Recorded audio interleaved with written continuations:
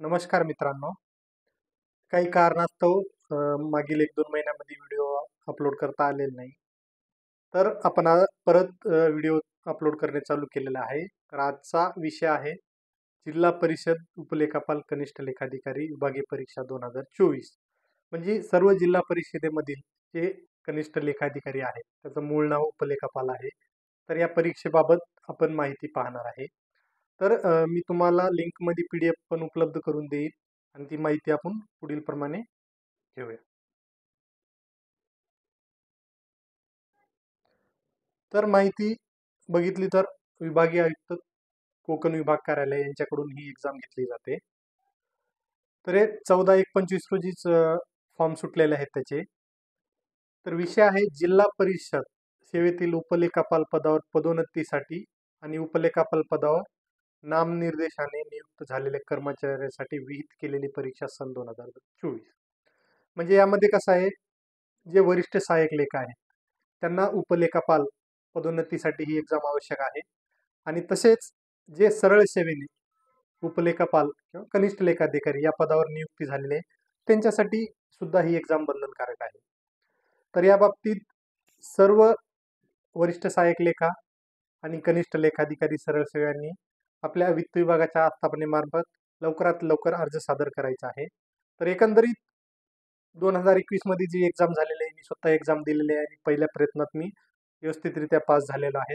तर त्या बाबतीत थोडंसं एक्झाम पॅटर्न काय आहे, विषय काय आहे आणि एक्झाम कशा पद्धतीने द्यायचे आणि पासिंग क्रायटेरिया वगैरे काय आहे याबाबत आपण माहिती घेणार आहे. तर सदरील परिपत्रक जे काढलेलं आहे विभागीय आयुक्त कोकण भवन यांनी, तर हे तुम्ही वाचून घ्यायचं आहे. लिंकमध्ये मी PDF उपलब्ध करून देईल. तर यामध्ये तुम्ही पाहून घेऊ शकता. तरतुदी दिलेल्या आहेत यामध्ये. तर याच्यामध्ये अर्जाचा नमुना सुद्धा दिलेला आहे. यामध्ये पूर्ण माहिती व्यवस्थित भरायची. तर यापूर्वी काही कर्मचारी असतील, त्यांनी एक्झाम आधी दिलेली असेल, पेपर 1, 2, 3 किंवा तोंडी कोणत्याही पेपरमध्ये सूट दिलेली असेल, तर ती या फॉर्ममध्ये तुम्हाला नमूद करणं आवश्यक आहे. जेणेकरून तो विषय तुम्हाला परत द्यायची आवश्यकता भासणार नाही. तर यामध्ये सिलॅबस पण दिलेला आहे. सिलॅबसच्या बाबतीत पण आपण चर्चा करूया. आणि यामध्ये प्रपत्र दिलेलं आहे. प्रपत्रामध्ये माहिती दिलेली आहे सगळी.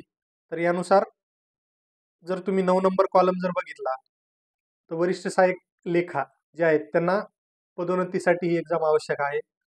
त्यासाठी प्रथम जे वरिष्ठ सहाय्यक लेखा आहेत त्यांनी सेवा पुरुषोत्तर परीक्षा उत्तीर्ण होणं आवश्यक आहे. त्यानंतर तुम्ही या एक्झामसाठी क्वालिफाय होऊ शकता. त्यामध्ये काही काही अनुकंपा समायोजन किंवा काही काही समायोजन हे डायरेक्ट वरिष्ठ सहाय्यक लेखा होतात.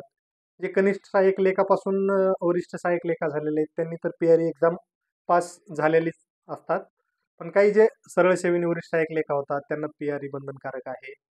तसंच कनिष्ठ लेखाधिकारी ज्या जे सरळ सेवेने आलेले आहेत, तर त्यांना तर ही परीक्षा बंधनकारक आहे आणि त्यामध्ये सेवा पुरुषोत्तर परीक्षा ही सुद्धा त्यांना देणं आवश्यक आहे. तर काही परिपत्रक वगैरे आहेत त्याच्यामध्ये कुणाला समजा लागत असेल तर आपल्याकडे उपलब्ध आहेत. तर पूर्ण राज्यामध्ये किंवा एक संभ्रम निर्माण झालेल्या आहे कर्मचाऱ्यांमध्ये, की जे कनिष्ठ लेखाधिकारी आहेत. तर यांनी डायरेक्ट उपलेखापालाची परीक्षा द्यायची, त्यांना PRE एक्झाम वगैरे नाही. तर आपल्याकडे जे शासनाचे परिपत्रक किंवा काही शासन निर्णय आहेत, त्याचा अभ्यास करून मी थोडासा स्टडी केला. त्याच्यावरून असं मला म्हणजे सांगू इच्छू वाटतं, की जरी सरळ सेवेने कनिष्ठ लेखाधिकारी म्हणून जरी नियुक्त झालेले असेल कर्मचारी, त्यांना ही एक्झाम देणं तर आवश्यकच आहे. तर त्यासोबत त्यांना PRE एक्झाम पण देणं आवश्यक आहे. तसं रिक्रुटमेंट रूलमध्ये तशी तरतूद आहे. तर त्या बाबतीत आपण सविस्तर नंतर चर्चा करूया. तर या पद्धतीनं तुम्हाला अर्ज भरायचा आहे आणि पेपर पॅटर्न असा आहे. पेपर क्रमांक 1, पेपर क्रमांक 2, पेपर क्रमांक 3 आणि मौखिक गुण 50 म्हणजे तोंडी परीक्षा 50 असे मिळून 650 एक्झाम 650 मार्काची एक्झाम आहे. तर यामध्ये पेपर क्रमांक 1 पुस्तकाविरहित आहे, म्हणजे तुम्ही पुस्तक वापरू शकत नाही त्या पेपरसाठी. पेपर क्रमांक 2 आणि 3 या पेपरला तुम्ही पुस्तकं वापरू शकता. तर एक्झाम देत असताना कधी-कधी काय होतं, की सिलॅबस वाईज आपल्याला पुस्तकं दिलेले आहेत. तर त्यामध्ये त्या पेपरला आता मी एक्झाम दिलं तर माझं थोडासा अनुभव तुम्हाला सांगतो. तर जे पेपर दिलेले आहेत त्यांनी, त्या पेपरच्या समोर कॉलममध्ये अभ्यासक्रम दिलेला आहे, पुस्तकं दिलेले आहेत. तर त्या पेपरसाठी तुम्ही तेवढेच पुस्तकं घेऊन जायचे आतमध्ये. तर तुम्ही पूर्ण जर पुस्तकं जर नेले, तर यामध्ये अलग-अलग पेपरसाठी अलग-अलग पुस्तकं आहेत. तर काही-काही पुस्तकामध्ये क्वेश्चन समान आहे, पण उत्तरं अलग-अलग आहेत. तर त्यामध्ये जर तुम्ही बघितलं प्रशासकीय मान्यता, तांत्रिक मान्यता, तर लेखा संहितेमध्ये अलग माहिती आहे त्याची, बांधकाम संहितामध्ये अलग माहिती आहे. नंतर महाराष्ट्र जिल्हा परिषद पंचायत समिती अधिनियम यामध्ये वेगवेगळी माहिती दिलेली आहे. तर तुम्ही एक्झॅक्ट जे सिलेबसमध्ये पुस्तकं दिलेले आहे, ते जर पुस्तकं तुम्ही सोबत घेऊन गेलात, तर तुम्हाला क्वेश्चन सापडण्यासाठी वेळ जादा लागणार नाही. काही-काही वेळेस काय-काय होतं, कर्मचारी सगळेच पुस्तके घेऊन जातात. क्वेश्चन एका पुस्तकामधलं विचारलेलं आहे, तुम्ही उत्तर दुसऱ्याच पुस्तकामधलं लिहून येतात. त्याच्यामुळे तुम्हाला ते मार्क तिथं पडत नाही. तर ही चूक ज्यादा करून कर्मचाऱ्याकडून येते, ही काळजी तुम्ही घ्यायला पाहिजे. तर यामध्ये अभ्यासक्रमाची लिस्ट दिलेली आहे. महाराष्ट्र नागरी सेवामध्ये जे काही 7-8 नियम आहेत ते तुम्ही बघून घेऊ शकता.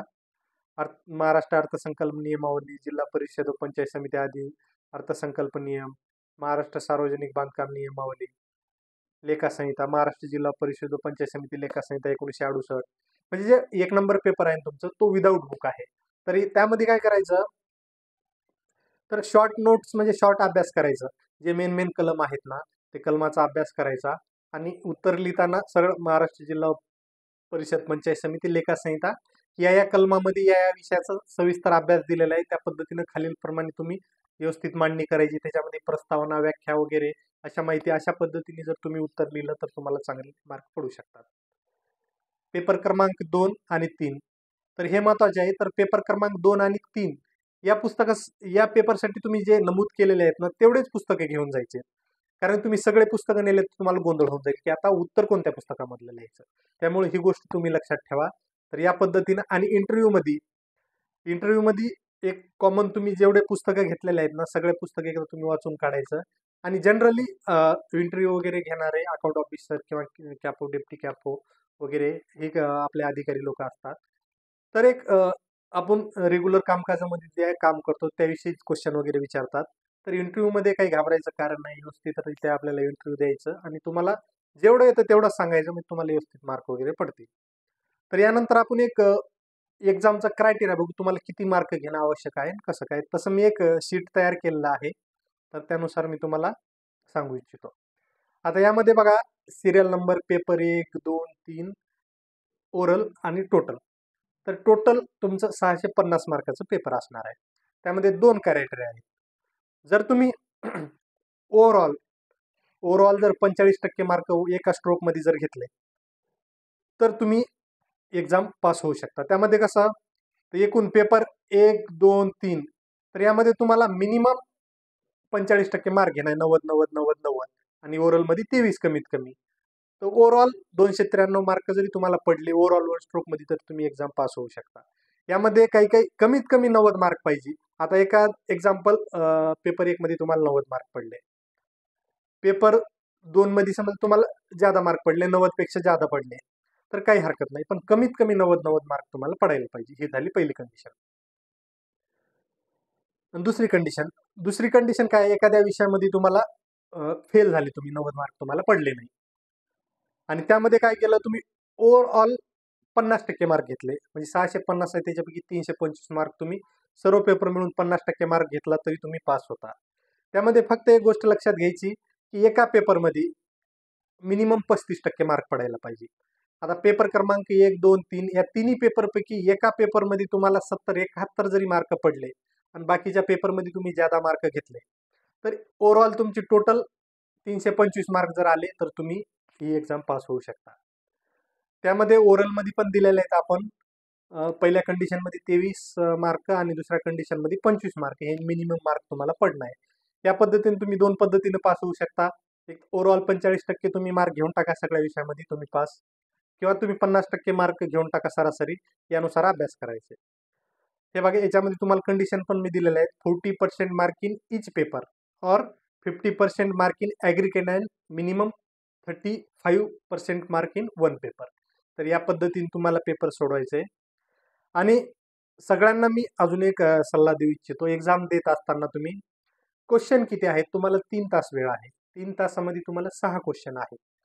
तर 6 क्वेश्चनला तुम्ही 3 तासामध्ये विभागणी करा. तर विभागणी जर केली तर 30-30 मिनिटं तुम्हाला एका क्वेश्चनला देता येतात. तर पेपर लिहित असताना घड्याळानुसार आपण पेपर सोडवायचं. एका क्वेश्चनला तुमचे 30 मिनिटच गेले पाहिजे. 30 मिनिटांमध्ये तुमच्याकडून जेवढं लिहिणं होईल तेवढंच लिहा तुम्ही आणि पुढच्या प्रश्नाकडे वळा. अशा पद्धतीनं तुम्ही एक्झाम्पल समजा 6-7 वगैरे क्वेश्चन येऊ शकतात. तर 6 क्वेश्चन जर तुम्ही अटेम्प्ट केले आणि अर्धा-अर्धा तास जरी तुम्ही पेपरमध्ये लिहिला, तर तुम्ही ही एक्झाम पास होऊ शकता. तर या पद्धतीनं आपण एक्झामचं विश्लेषण केलेलं आहे. जिल्हा परिषद उपलेखापाल कनिष्ठ लेखाधिकारी याला विभागीय परीक्षा सुद्धा म्हणतात. तर यामध्ये कुणाला काही शंका असेल किंवा काही अडीअडचणी असेल तर तुम्ही मला नक्कीच संपर्क करू शकता. तर सर्व लेखा कर्मचारी बंधूंना या एक्झामसाठी शुभेच्छा. जरी 2024 ची परीक्षा असली तरी तुमची 2025 मध्ये एक महिन्याभरात फेब्रुवारी-मार्चमध्ये तुमची एक्झाम होणं अपेक्षित आहे.